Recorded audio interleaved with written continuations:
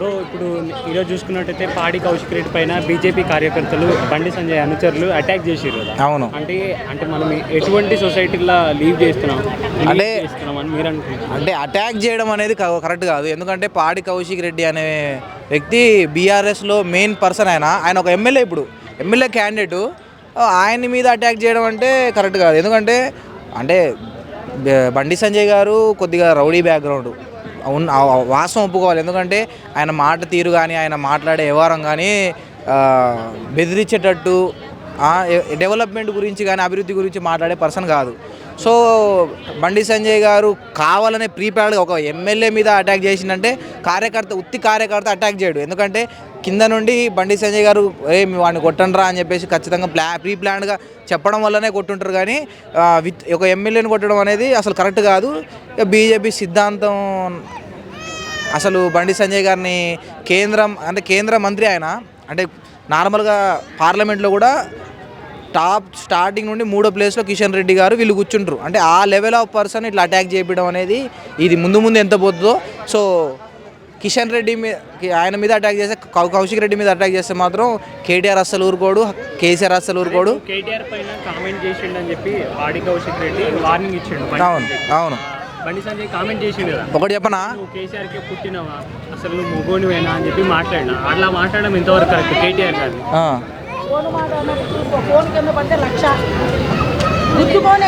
Hello, ఇగో ఇప్పుడు కౌశిక్ రెడ్డి అనే person BRS ఇంతకుముందు అధికారంలోకి రాబోతుంది.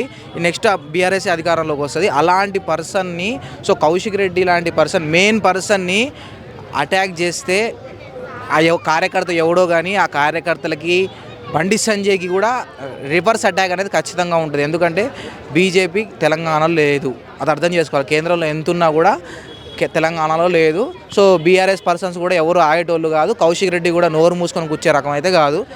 ఖచ్చితంగా రానున్న రోజుల్లో ఇంకా ఉధృత వాతావరణం అయితే పక్కా ఉంటుంది కౌశిక్ రెడ్డి తరఫున. ఇప్పుడు కరీంనగర్లో క్యాంప్ ఆఫీస్లో ప్రెస్ మీట్ పెట్టింది కదా, ఆయన మాట్లాడేటప్పుడే ఇంటర్వ్యూ అయ్యి అక్కడ ఆఫీస్ కానీ ఆయన కార్ని కానీ ధ్వంసం చేయడం జరిగింది. అదేవిధంగా బీఆర్ఎస్ కార్యకర్త సంపత్ అనే వ్యక్తి అలా పగలగొట్టడం కూడా జరిగింది. అది ఎంతవరకు కరెక్ట్? ఆయన ఏం మాట్లాడిండు, బండి సంజయ్ డ్రగ్స్ తీసుకోవడం సైడ్ ఎఫెక్ట్స్ వచ్చి వచ్చిందని చెప్పి ఆ కామెంట్ చేసిండు. అవును, ఇప్పుడు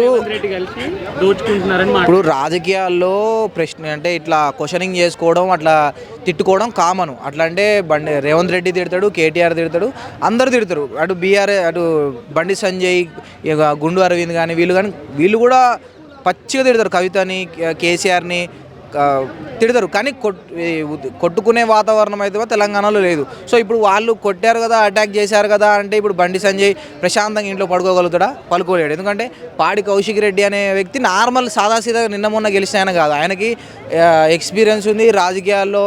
ఆయన ఈటెల రాజేందర్నే ఓడించిన పర్సన్ ఆయన. అంటే ఎక్కువ ఎన్నో 40-50 ఇయర్స్ ఎక్స్పీరియన్స్ ఉన్న ఈటెల రాజేందర్నే ఓడించిన పర్సన్. ఒక దెబ్బతిని సైలెంట్గా కూర్చునే రకం అయితే కాదు, కోర్టులు కేసులు తిరిగే రకం అయితే కాదు. ఇప్పుడు పాడి కౌశిక్ రెడ్డి పైన అటాక్ చేసినప్పుడు పోలీసు యంత్రాంగం మొత్తం విఫలమైంది కదా, బట్ అదే యంత్రాంగం ఇప్పుడు పాడి కౌశిక్ రెడ్డి వెళ్ళి బండి సంజయ్ క్యాంప్ ఆఫీస్ పైన దాడి పాల్పడడానికి వెళ్తేనే అడ్డుకున్నారు.